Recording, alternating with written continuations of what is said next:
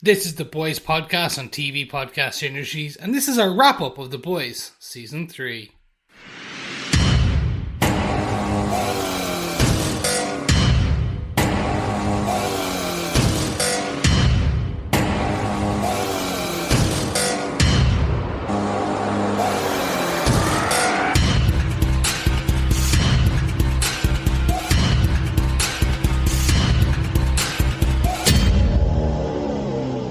Welcome back, fellow boys and girls. This is the Boys Podcast on TV Podcast Industries, and this is our wrap-up of The Boys, Season 3. I'm one of your hosts, Chris.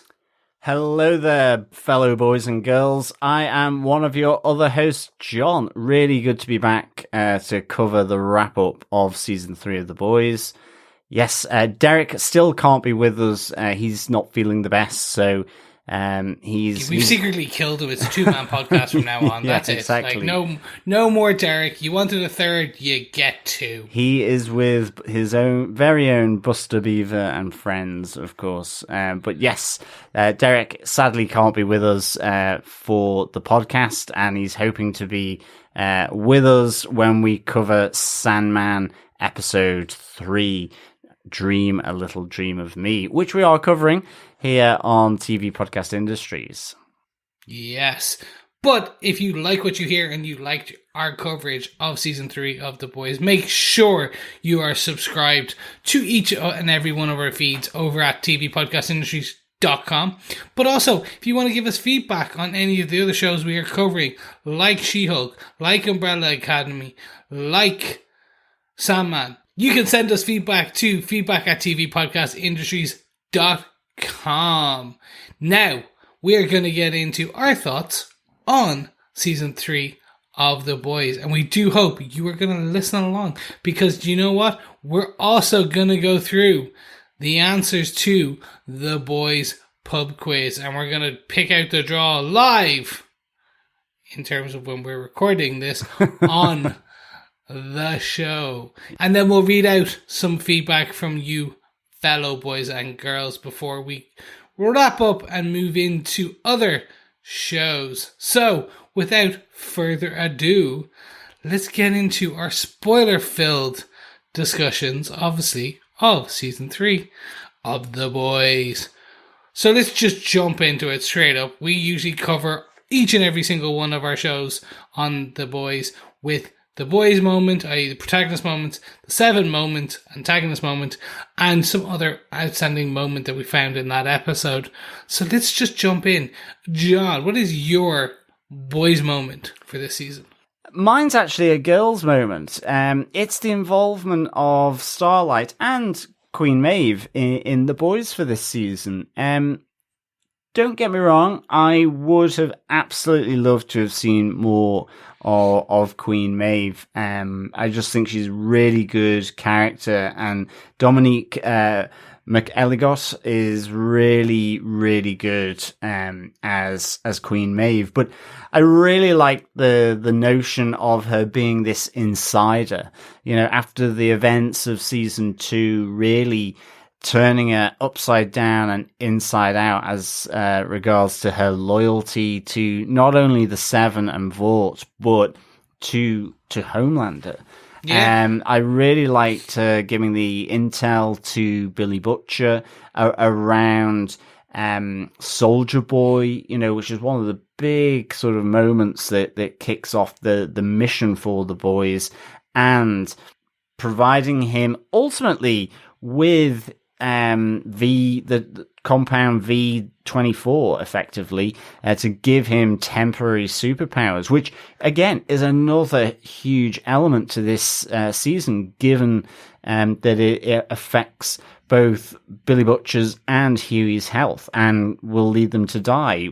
I mean, effectively at the end of this season, seeing Billy Butcher know that he's maybe got 12 to 18 months left. And so, you know, hey presto, let's light up a cigarette in the hospital ward. So, you know, even though I'd love to have seen her more in this season, the moments she did have were really impactful for this season. And she did join in the big battle in Vought Tower at the end, that standoff with Homelander, and ultimately sort of being conflicted because her motives were absolutely, we must get Homelander. He is the one that is the problem here. But in the end, saving the day as Soldier Boy is going nuclear, basically, in order to save not only Hughie, Billy Butcher, and everyone else up in Vought Tower, but she, as a result of that, it manages to get herself, effectively the quiet life with her girlfriend as she's spirited away, and she's managed to survive that. She's no longer powered as well. Yeah. There's really a good moment as well where Colby, Minifie's character, sees her being taken away by the boys after she's jumped off Vought Tower with Soldier Boy, and she just has that moment on the CCTV deleted. So I really enjoyed Queen Maeve in this season, but certainly I'd love to have seen more, that tension with Homelander in particular, which really played out in that final battle and standoff scene at Vought Tower. Yeah, I completely agree on the Queen Maeve point. Like, I think we started to say it towards the end that we're like, oh, they feel like they're wrapping up her storyline. Yeah, definitely. And we were like, oh, they're like, we didn't see, and they effectively took her off the board for at least 3 or 4 episodes when they locked her in away. Yeah. So it was that I was like, this is really strange. I wonder why. So in my head, she was always going to be, she would have been still there in the next season. Yeah. As just kind of the depowered Maeve working undercover with them. So it's interesting to see that they kind of went, do you know what? No, we're letting her go out to pass. She still might now, very much. Well, she may be there, like she's the knowledge. She becomes there. I know what happened in the past, but I'm human, so I can't be there. I can't do anything. So it's interesting. Keep me out of it. Yeah, it's interesting. I really hope they don't let her go in that sense because firstly, you could. The question arises is, well, how long will she have a quiet life? Given how brutal, how intense she was against Homelander, maybe now that she's depowered, Homelander is, easy target. Or even his son, if he's teaching him to sort of, his first kill, well, here's someone who's depowered, but, you could claim it as a fully powered soup. But even the whole CIA angle, she could in some way, but I don't know whether that will happen because we see Congresswoman Victoria sort of gaining more power as she moves up the ladder of the political system with her deal. Yeah, with her deal with Homelander and becoming the vice president. So I think in that sense, there's certainly ways her character can be included in a really meaningful or long-term way, but you just don't know, I guess. No, exactly. I think there's opportunities 100%, but I just don't know if they will. Yeah. Because I think they want to move on to the next round with new it sounds terrible, new blood. Yeah. Just to kind of, because you're going into season 4 of this. But I completely agree. I think like her storyline across this was fantastic. Yeah. And to Starlight, ultimately, she becomes one of the boys. She is included in the group, which I really enjoyed. And given sort of just the ups and downs in her relationship with Hughie, she came to the rescue for Hughie when he was kind of caught telling lies to Congressman Victoria, and she was kind of getting suspicious and wondering after he'd witnessed her kill another soup there and realized she was the head exploding soup. So she came to his rescue there, giving him that alibi, but at the same time then with Hughie's absolute commitment to Billy Butcher, ultimately, in terms of him getting that feel from Billy Butcher, because there's the whole storyline around Billy Butcher and his younger brother who takes his own life, and Billy's, seeing that, similarities there with Hughie. Hughie probably seeing him, as a tortoise, hard on the outside, soft on the inside. So that was that's a strong relationship that Starlight's having to sort of work, and it fails. She kind of gives up to some extent. She's against the actions that he's doing, that this sole focus on getting Homelander and taking out other people and taking the V24 when she realizes effectively it affects the brain and will lead to death. She's constantly, she loves Hughie. She's looking out for him. You can see that, but there's so many ups and downs of their relationship in this season. And I just thought that was really nicely played. And then the other side of it is just her social media influence. I love that she combats Homelander effectively with her popularity, not her super power. It's a really good metaphor of, I think, just what is happening in the world today, whether it's around celebrity or even the politics of celebrity for politicians, and how, they can undermine sort of old traditions or institutions, or dare I say even democracy, by effectively spouting stuff on social media. Here it's to illuminate what's actually happening in Vought. She actually captures Homelander with one of his threats to her, and effectively keeps him, this hugely powerful soup, off her back through the threat of what she can do on social media, and that being hugely important to Homelander. So I really enjoyed that kind of thread with her as well. Yeah. For me, Annie is one of the strongest standouts for this season. Mm-hmm. In her pushback, in her overall arc, and how she does go from X to Y to Z, and the kind of the growth of her, who she is and what she's willing to do. Yeah. And even that one flashback where we see her as a child star, kind of the pageant kid, I suppose, in the world of Vought. Yeah. In this universe, and she see her kind of squeezing her palm until the knee bleeds. Yeah, and that motif carried over to her as an adult then. Yes.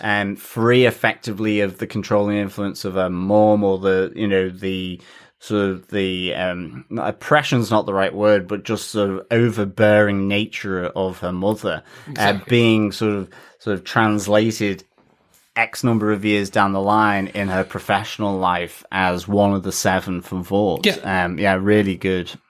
No, yeah, it felt fantastic. Yeah. Chris, what about your boys' protagonist moment? Well, since you went with the girls, I'm going to go with the boys. No, I'm going to go with the boy, I should say. I'm going to talk about the rise, the fall, and the rise of Hughie. We start off with Hughie being kind of essentially his own man, which is great. We saw him leave the boys in the last season to become and do what he felt was making a difference with Victoria Newman, who we knew was bad, but he didn't, and kind of working with the boys, being their handler, kind of keeping everything above the line, making it all above the board, and it was good. It looked like everything was working for everyone. And then it all starts to go downhill, which is the nature of this show. Everything goes to hell in a handbasket. And usually they, to a degree, fix it, but not very much. And it's still like 7 layers of hell worse than it was. So seeing this, well, first we see that Hughie finds out about Vic Newman. You see it get further and further. Then you start to see the disintegration to a degree of the relationship with Starlight. Yeah. It's like that relationship that they had is tested in such a way that you really, like, she took him back, but I think like he's there's potentially a lot to learn there for him. And then you adding on top of that the V24 elements, the lying, the addiction, and that continued kind of descent in and the one aspect I didn't fully connect with is across a lot of the shows we talk about like the empathy you're supposed to have with these characters and why they're doing it based on how they write it and how they provide a lot of that. You don't fully always get the sense of why Hughie is being the way he is. It's not till very late that they kind of start to connect that it's a blink and you'll miss it. But when they were looking at the V24, or when Starlight looks at that V24, in the notes on the kind of page, it does talk about addictive traits, and then it changes to brain chemistry, etc., etc. They don't actively call out like he's getting addicted to morphine and going to be like he's getting addicted to smack or meth kind of level stuff, and he's going to become like an absolute D. Yeah. And I mean, it's also as well, part of the reason why he at least, takes the first vial is, he has that conversation with Starlight about he wants to protect her. He always feels she's protecting him. There's that, it's that, he feels emasculated. There's the underlying notion of toxic masculinity that, somehow you can't be beaten by a woman, or you can't learn from a woman, or, all of that. Even though, I would argue Hughie's certainly not expressively open about that. It's the internal bias living in that world that, he can't accept that Starlight can protect him in a way that effectively what his career requires, because he's going up against superheroes as a non-suit. So like he's in considerable danger, and he's not had the army training, the espionage training of Billy Butcher or Frenchie or Mother's Milk. So like all of this is like hardly surprising, but he just brings it back to his own bias and his own feeling, in that sense. So I thought that was kind of really interesting. I loved how they ended up doing it, because you do, and I talked about it in my very beginning, I'm like, the rise of Hughie, because at the end of this, you do see him take that first step to empower Starlight to do the right thing, let her do the saving. And empower sounds terrible because he actually does power her up with all the actual lights. But for me, it was that kind of really interesting thing where he's lost a lot of goodwill. Yeah. So what they do with his character in season 4 is going to be some of the most interesting aspects, because he was always wee Hughie. He was because again, Jack Quaid pulls off the character amazingly. He really does. He embodies that character for me now. Yeah. The expressions from him are just so sort of accurate, but they're also just fun. There's a real exaggeration to them in some ways, and like there's a real funny moment between him and Starlight where he uses his temporary powers to zip her away from trouble. I think it's in Herogasm, where ultimately they come out by a car where they're both naked, because his superpower, when he teleports, effectively puts him into once he's transported, he's also lost all of his clothes. And the two of them are there having an argument, effectively butt naked. So really just, it's such a good character. Really just very subtle humor as well, just in Jack Quaid's expressions or how he reacts to certain things. Really good. Yeah, no. And that's kind of really the main piece of it for me, which is it really was the rise, starting with his character at his pinnacle, potentially, getting this quite dramatic drop over the course of the season, and then bringing him back up to, at least we're empathetic and like happy with him, and hopefully see. And that's where it goes. Like, where does it go for the rest of the boys as of this democratic kind of organism going forward? Yeah, exactly. But I think that's our boys moment. So let's move to our 7 moments, the antagonistic. I've talked a lot, so let's you jump in next. Mine's Black Noir's story. I think just the whole story of Nicaragua, where he's out with Payback, the team of Soldier Boy, but the fear of Soldier Boy, which we don't see when we get that flashback to Nicaragua, but is animated for us by Buster Beaver and Black Noir's other animated friends, which was really great getting that backstory, because we'd seen in Diabolical, Black Noir helping out Homelander as a fresh recruit in the 7, effectively, his most loyal companion within the 7.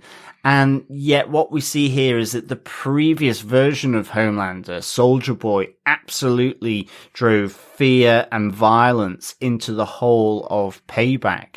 And they effectively are in cahoots with Vought to sell him, to give him to the communists, to take him out of action, because there is a better version of him, more streamlined, more powerful, so to speak, in the form of test tube, embryonic formed Homelander. And I just thought this whole sort of the flashback in Nicaragua, getting that explanation in animated form, seeing Black Noir a bit like with Snow White from Disney, surrounded by the animated animals, really good. And ultimately, even at his death at the hands of Homelander, that Buster Beaver and friends are all there to sort of help him on his merry way up to the bright light in the sky, and I think the other side of that then is just that relationship with Homelander, in that, Black Noir was so afraid of Soldier Boy, knowing that he was coming to Vought Tower. He effectively takes out his chip. You get that great scene where he's knifing it out of his wrist in front of one of the employees, and flees to his safe space where he calls for his animated friends, but ultimately comes back after they've reminded him of why he did it and was involved in the first place in getting rid of Soldier Boy, that he had to keep Soldier Boy down. And so he comes back to Homelander, but Homelander kills him, knowing that Black Noir always knew that Soldier Boy was Homelander's father, which was this huge element here. And, it's more as well, the effects of that with Homelander, where he's giving out to A-Train, the Deep, because even though he's just killed Black Noir, he was a better soup, a better member of the 7, more loyal despite his betrayal compared to anyone else on there. He's lost Queen Maeve, he's lost Starlight. In this moment, he realizes he's lost the Deep and A-Train because they're just not on his page. And he's quite clear he would have no hesitation of killing them, given he's literally just killed the best of them except him, of course, in that moment of betrayal. So I thought that, that was hugely, just fantastic. I have to say, I would have loved to have seen under the bonnet, so to speak, or behind the mask of Black Noir after his death, but we don't see him. We don't see his face. We don't see how beat up he was following Nicaragua, even though we saw how that happened in animated form, where he's, reaching out for a bit of his brain that's been knocked off by Soldier Boy. But they kept that a mystery. I thought that was kind of an interesting, choice to keep that mystery going. But I have to say, I kind of would have loved to have seen behind the mask. I guess it's the Batman Joker thing. It's like, who is that person? Really would. I loved the Black Noir storyline, more just because it diverts from and diverges from the comic books. Yeah. So it was something I wasn't expecting. I kept thinking they would bring it back to what happens in the comic books, and I was like, oh, okay, how are you going to do this? I really don't get it. Like, where are you going to introduce X or Y? And the fact that they did so well, they made it their own story for the TV show. Eric Kripke is fantastic on this. So overall, I just thought it was fantastic. And one of the things they said when they had launched Diabolical earlier in the year, the animated show, that there was one tie-in, which was the Homelander Black Noir episode. And I can see where that ties in. I now, looking back, it was just their first mission together and how they worked together and things like that, and what the secrets they kept. So the storyline of Black Noir felt even better because we knew his quote unquote betrayal of Homelander was so interesting and so hurtful for Homelander. Yeah. Definitely. But the icing on the cake for this storyline for me was the Buster Bob's kind of animated animal woodland creatures straight out of Disney. Like, it just made no sense to me, and I was watching it, I remember watching it going, what the, like, they really are taking it left of field. Yeah. But it worked so well when you understood that half his brain was missing. And, like, it's how he interpreted the world. And what I really would have just, the one touch I think that would have just put the cherry there for me on this beautiful Sunday of the story would have just been a couple of flashbacks. There were scenes earlier in the seasons where Black Noir was there. Yeah. And just having his perspective of a couple of the like literally you could just take scenes from season 1 and 2 where Black Noir is there, and you just add in some animated characters floating around, and it just would have been perfect. Like, it would have just been that extra kind of beautiful sauce. But overall, I have to completely agree, the Black Noir storyline was great. Yeah. I've also, as well, got a special mention as well for the antagonist moment, and that is... this is not 007, but this is Octosuki. This is the Deep and the Octopus Ambrosia. I think there was Timothy, the Octopus Timothy earlier, who got eaten by the Deep, but this storyline of the Deep effectively losing interest in Cassandra. I mean, we've seen him with dolphins and blowholes, all this kind of stuff. But having Ambrosia, the octopus, sort of pleasuring the Deep, and just sushi. Exactly, and the breakup with his actual wife Cassandra,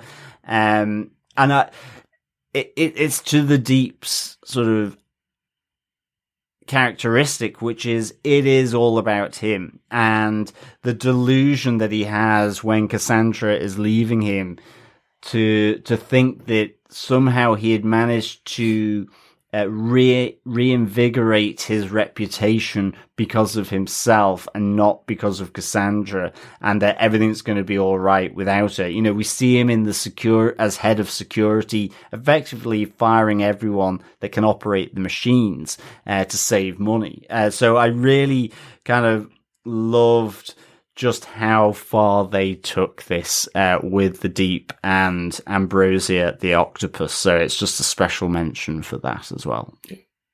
Well played. That's a fairly good one too. I'm going to jump in with my one, and that really is just, come on, we have to do it. It's Homelander. Yeah. It's an obvious, like, as the antagonist of the show, we left with him marking his territory in the last season, over the city of New York, and him just kind of mine. This season was just this beautiful, and Antony Starr plays it so well, but this just beautiful descent into madness for a character who, and it's not like derangement. It's not a character. He's just becoming a character who gives no Fs. Yeah. Like, it's essentially that line he talks to about Starlight was like, release the tape. The only thing that keeps me in check right now is that they love me. Yeah. And do you know what's even better? Them fearing me. Yeah. Or equal. And like, in that moment on that episode, you do feel that he will happily go on a killing spree and destroy New York, destroy this other city, destroy this and this, and be feared and be happy about it, but because he can't be loved anymore. So what you end up is this beautiful, just consistent breakdown of him just being crazy. Like, and I like, again, not. It's more. I want to say it's like this almost like old school descent into madness from an old kind of book in you could see it with Psycho or something very kind of Hitchcockian, because he ends up talking to himself in the mirror, much like in Psycho talking to his dead mother. So for me, it just got better and better, and then the final scene where the guy throws the milkshake at Ryan. Yeah. And he kills him, and he's cheered for it. And we talked about before how they have made fun of, in the last one was the rise of Nazism in around the world, or kind of far right ideology around the world. And this year's was a step beyond that, about the ideology of these types of personalities around the world who embody these crazy beliefs and people loving them for it. Yeah. Kripke and the other writers really took it such a well-deserved step forward, and it wasn't being Monty Python-esque slapped with a fish in the story. It was still delivered in such a perfect way.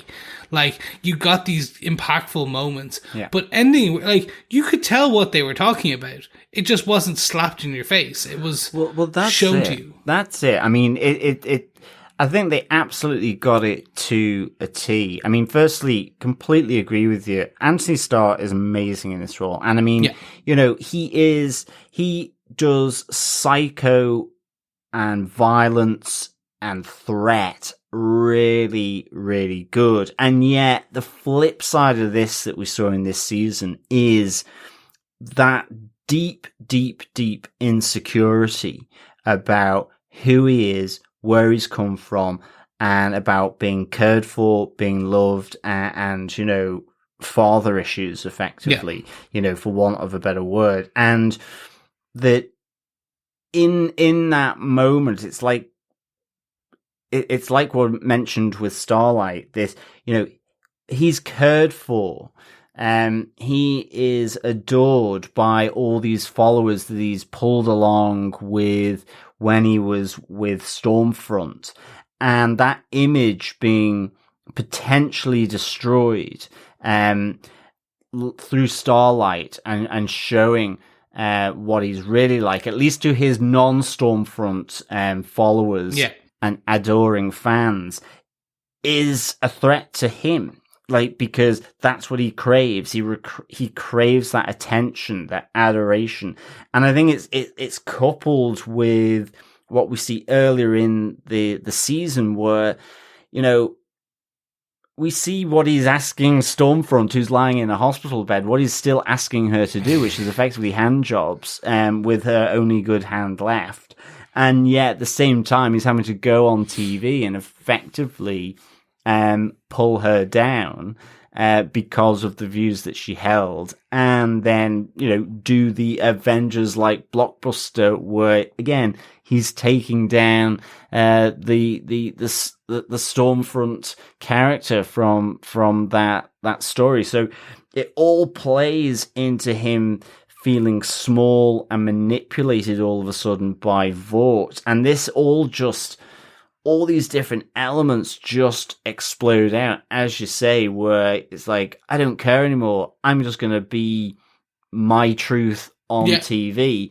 I'm going to effectively kill an innocent bystander in front of everyone. And then he gets cheered for it, which is the worst thing about it, because that's just encouragement. That is fanning the flames, really, of Homelander. And of course, the great creepy little side of it is the little smirk from his son Ryan as well, in terms of what he's effectively learning or about to learn from his dad. So it's just so good. I love this character of Homelander, I think, and he's played so well by Antony Starr. I mean, in some ways, I'm a little bit gushing about it, you know, because I just think as an actor, he's got such a great role. Because, I mean, even just with the big final battle with Soldier Boy, you know, can you imagine, you know, how would it have gone if Soldier Boy had accepted him as his son and hadn't admonished him? You see then, you know, his care is for Ryan in that dangerous moment, but then he's just such a bad father when he has no pressure on him to be a good role model, you know, and, you know, he melon crushes someone's head effectively with his laser eyes, when, you know, possibly he shouldn't have done that in front of Ryan. So, like, just a great role, and that craziness that sets in through this season is just so good to see.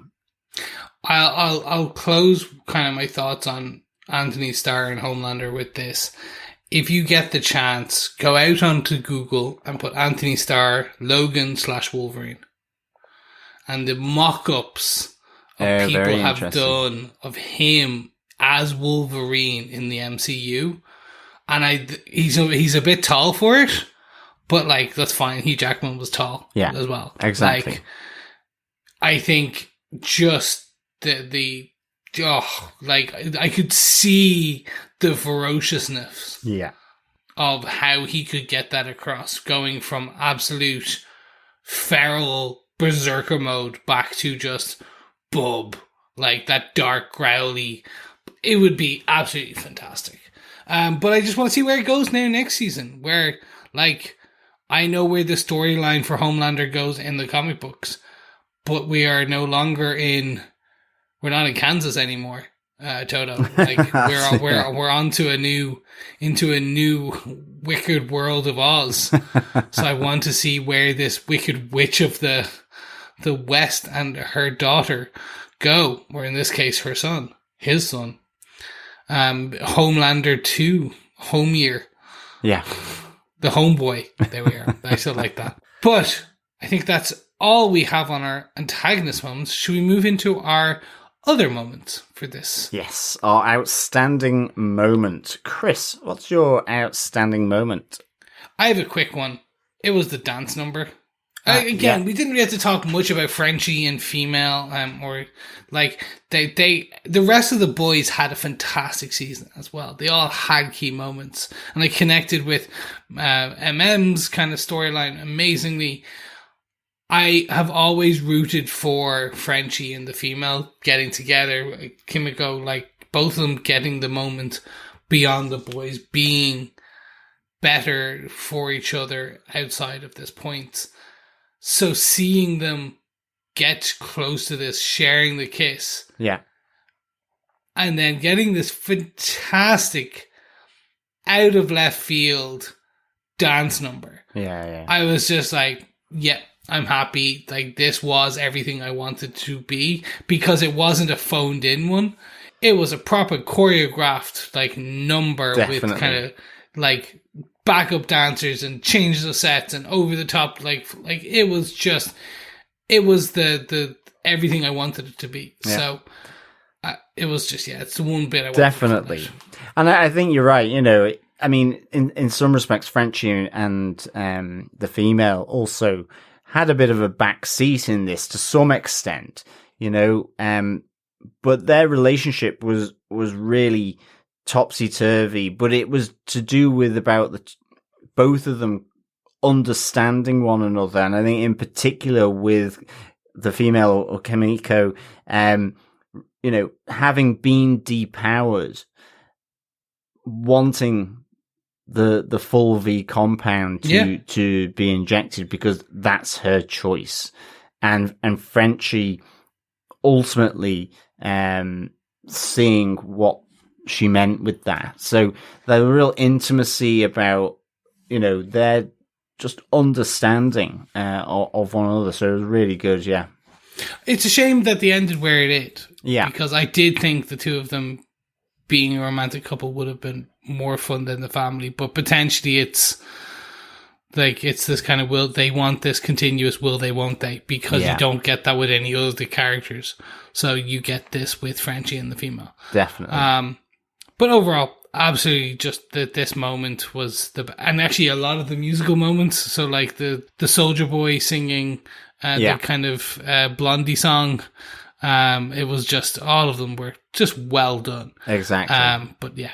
What about yourself? What was your other outstanding moment for this? Mine's another quick one. Possibly some people may argue it's too quick, but it is the orgy that happens but once a year, which is Herogasm, and ultimately the creators here had the audacity to put that on screen, and I guess there's two fronts here: the audacity to put on screen what they did for non-comic aficionados of the boys, because it was different from effectively the run of comics that was Herogasm. Yeah. So there was a choice made there, and you know, depending on what side of the fence you sit, you're gonna go, yeah, it's TV. I get it. I enjoy it. Loved it. Or you'll just rue the fact that maybe they didn't spend more time with that kind of arc from the comics. So, but then it's the audacity. I mean, you know, The Boys is violent. It can be disturbing. It can be graphic. I mean, we've talked about Octosuki in the previous point. It's the audacity of going all out on that particular on Herogasm, and I thought it was fantastic to see. I mean, just having literally the balls to show mother's milk being covered in men's milk, and we got love sausage back. We got the termite effectively getting squished there as well, plus the opening of season 3 in episode 1 with termite as well, where we see him going inside to pleasure his boyfriend. So, like, I just really thought Herogasm was, you know, if you're going to go there, you know, it's all chips in, and I'm glad they did that.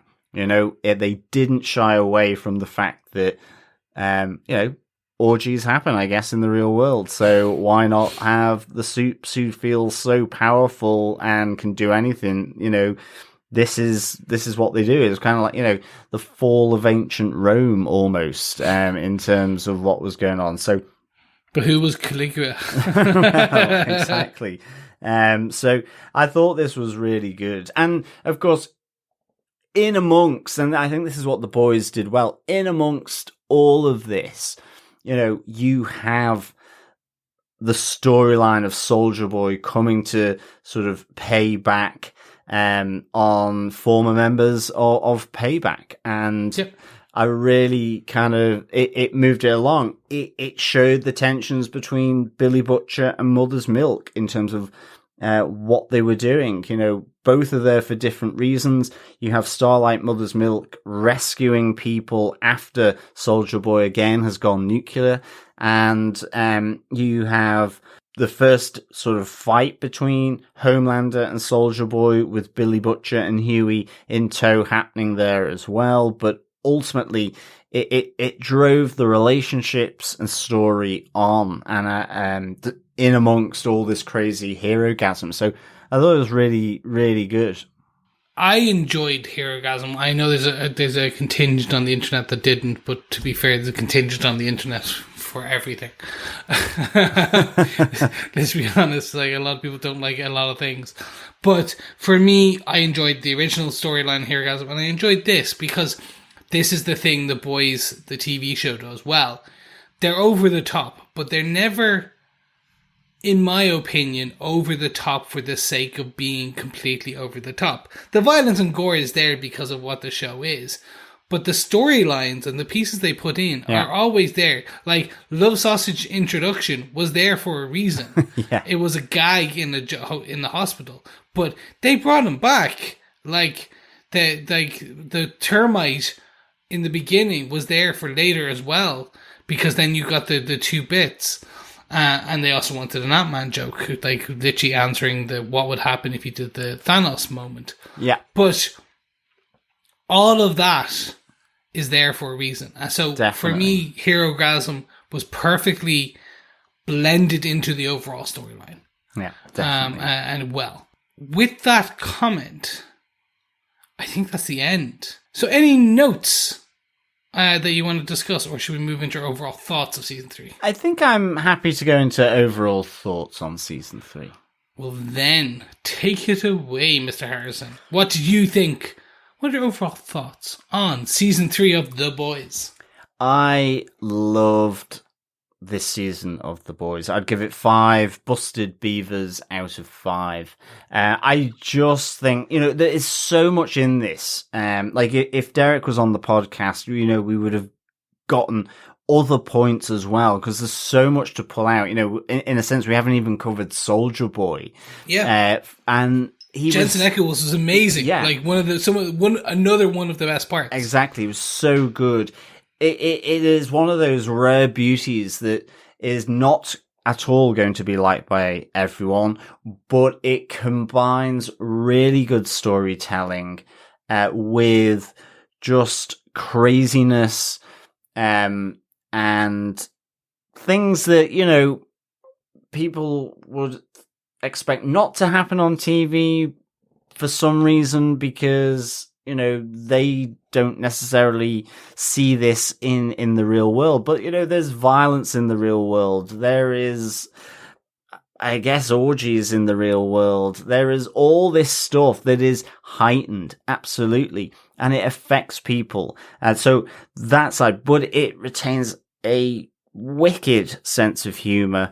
It pushes things to the extreme, to the edge of the comfort zone, if not beyond. And I absolutely love them for this. And that's why I just absolutely, there's so many things on season 3, too many really, actually, for me to sort of bring up on a roundup. I've covered a number of them there in our moments. So for me, it's 5 busted beavers out of 5. Chris, what are your overall thoughts for season 3 of The Boys? I am right there with you. There was so much that we couldn't even cover. Jensen Ackles, my God, I really wish he was back, but he won't be. There's a spin-off of Teenage Kicks coming as well, which puts a young superhero moment in there. But like this universe, I enjoy. Like what they're building with this show, I enjoy. What they talk about, the undercurrents, the politics, the discussion about society, I absolutely love. The choices they decide of what themes and storylines and bits to take from the comic books and adapt, I'm absolutely enamored with, because enough is there that I feel comfortable. I'm like, yeah, I know these. This is like a superhero show. Yeah, I like we're 3 seasons in. I know what we're happening. But they play with those expectations and they play with the conceits that you have for overall storylines and like what is going to happen, where things should be and what should happen. And at the end, the terror I have of what is going to happen in season 4. Terror, but in a good way. You know those kind of when you're ready to jump off a cliff into the sea. Yeah. That type of like, I'm fearful. I may die, but I'm going to enjoy the way down because it's going to be into the, I'm going to splash. I'll be absolutely fine. But it's a bit of fear, Jen. Yeah. Anyway, it's that fight or flight responses to what I have going into season 4. So absolutely, this is some of the best TV out there. Up there with, for me, this show as a whole is up there with like Lovecraft Country. Yeah. With The Watchmen, that singular limited show series. It's really clever. Exactly. Yeah. It absolutely is a critique, an observation on our society as it is now, with the extremes of humor, violence, and so on, associated with what happens in the episodes. But it is, it's a mirror being held up to the power of corporate giants, or the power of sort of social media, the lack of critical sort of thought about why these people are doing what they're doing, what influence they hold. It really is, and it's done in extreme ways, humorous ways, very sexual ways, very violent ways, very despicable ways, and at the core of it are these two men in Billy Butcher and Homelander, separated by huge differences, but also, in a sense, are two guys that have something missing from their lives. Yeah. So it's a really clever show, for sure. Excellent, and I completely agree. But you know what I need? I need a drink. Yes, my throat is killing me, and there's only one place we can do that. Well, there's multiple places, but for this podcast, there is only one place. Yes, we are going to the pub for the boys' pub quiz finale. Yes, speaking of clever writing, clever shows, let's find out who our clever fellow quizzers and boys and girls are from the boys' pub quiz. A big thank you to everyone that sent in their answers to the questions on each episode for this 3rd season of The Boys. Really appreciated. We have 8 people who have answered all of the questions from this season correctly, and we'll go into our e-tombola that is Google.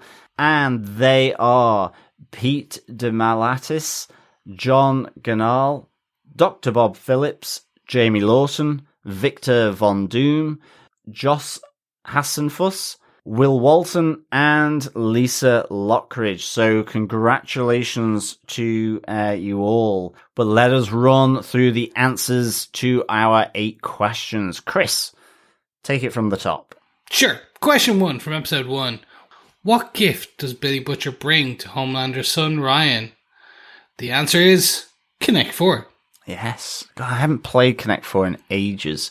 But I think, would I? Just might have to now. Oh, yeah, I might just have to.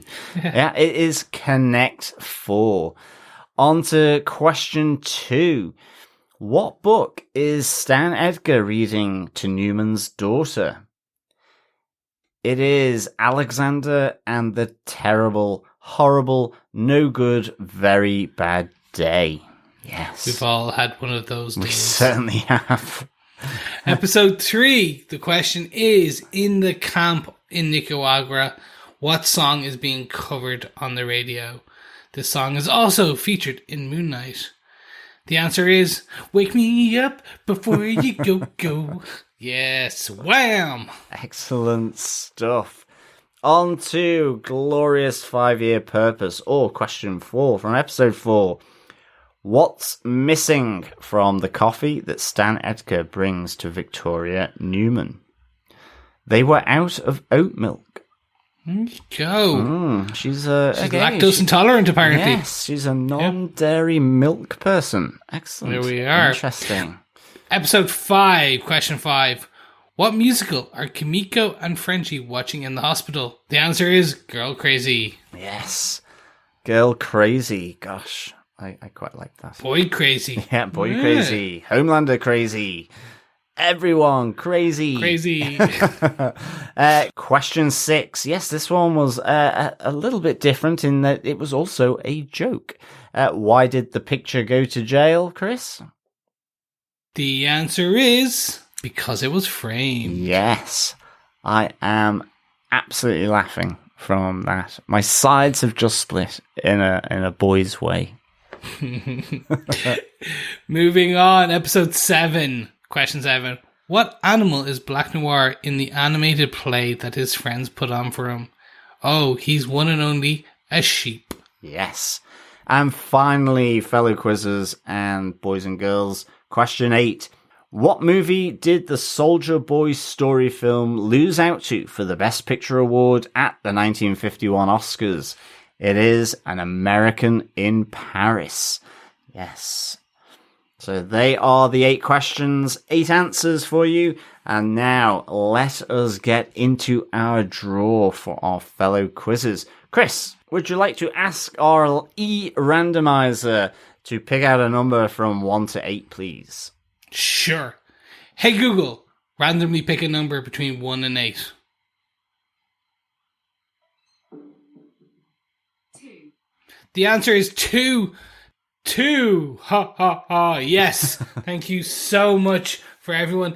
The winner is John Ganal. Thank you so much to everyone for entering, and congratulations, John. Your prizes are 2 of the boys' Funko Pops. So we'll reach out to you with some options to which your choices are. But thank you for everyone for entering our pub quiz, and thank you to everyone for playing along. It's always fun to have our fellow boys and girls as part of our pub quiz contestants. Yes, it's really good to get your answers in.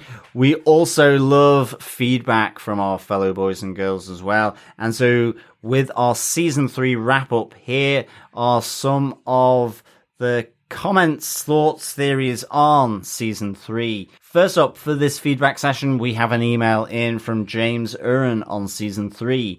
He says, "Hi team, I have not quite been able to keep up with the weekly podcasts this season, but wanted to drop a quick note after the finale to say how fantastic this season was. I don't know how, but The Boys just gets better and better with each season. A few personal highlights from this series were, of course, any moment Homelander was on screen, surely one of the best superhero performances of all time. The Black Noir anime scenes, Hughie and Monsieur Charcuterie getting their superpowers, and Frenchie and Kimiko's sweet side story. I also need to highlight A-Train and The Deep, with both actors fully committing to their ludicrously outrageous storylines. I don't think I can ever look at an octopus the same way again." Well, that is true, James. I'm never going to order calamari again. You never know where it's been. James continues, Soldier Boy was a great addition, bringing plenty of humour and real threat to all of his scenes, and I hope he will be back. But my real MVPs this season were Mother's Milk, who to me gave the most believable performance with all of his personal pains, and surprisingly Ashley, who I will be honest, I was not a huge fan of going back to Jessica Jones days, but really changed my opinion about her this season, switching seamlessly between being a mega confident CEO at some moment to tiptoeing around Homelander the next. Well, and I'm not surprised she was tiptoeing around Homelander when he was butt naked on the sofa, sort of looking disapprovingly at the coverage he was getting on mainstream news. But James finishes off with, and of course, Herogasm. Just a shame Frenchie missed it. If they manage to top this in season 4, I honestly don't know how I will deal with it. Jimbo. Thanks so much, James. Completely agree. I think such a really good season of The Boys. And just, as you say, so many different highlights here. And again, another one of those characters that I think we really could have, chosen in Ashley. Just again, being kowtowed to being this confident CEO to suddenly, being a confident CEO but towing the vault line again, really stamping a foot down on A-Train in terms of him getting the heart of the guy that he killed. So just really, really good. Yeah, so thanks so much, James. Yeah, thank you so much, James. And I'm right there with you on all of that. I have no idea what they're going to do for season 4, but I'm not sure how I will deal with, because they will top this. They have a good track record, and but time will tell in the future. That's all of our wrap-up feedback for season 3. So thanks again, James, for sending in those seasonal thoughts from yourself. Really good to get your views, and again, really on point with our own views, I think, for sure.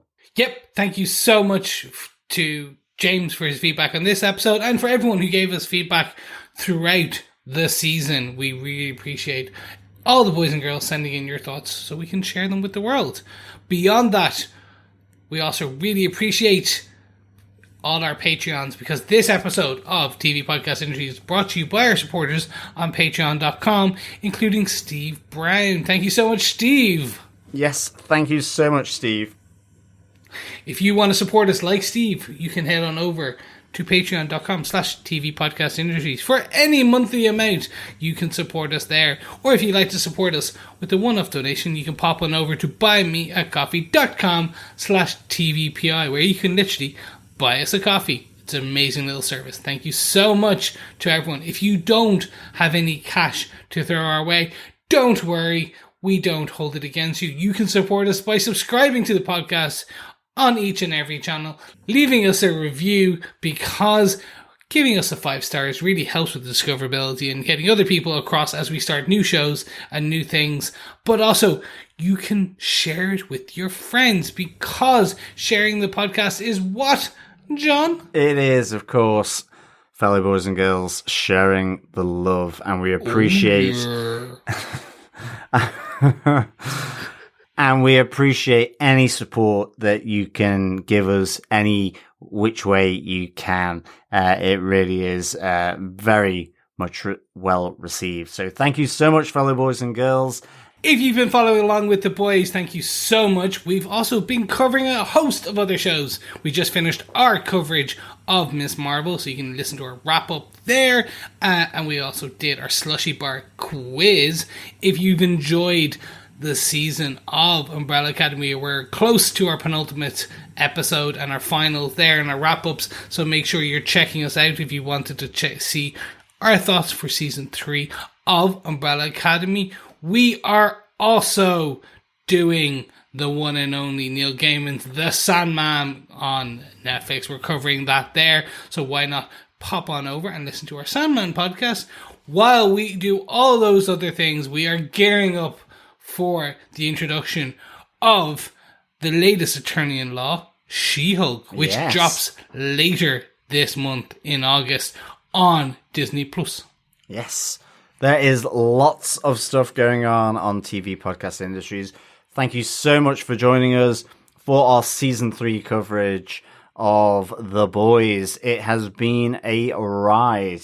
Yes, thank you so much. So make sure you're subscribed over at tvpodcastindustries.com to never miss any of our coverage. And if you're not, don't worry, we'll see you back here for Season 4 of The Boys in the future. Yes, thank you so much, fellow boys and girls, for joining us for Season 3.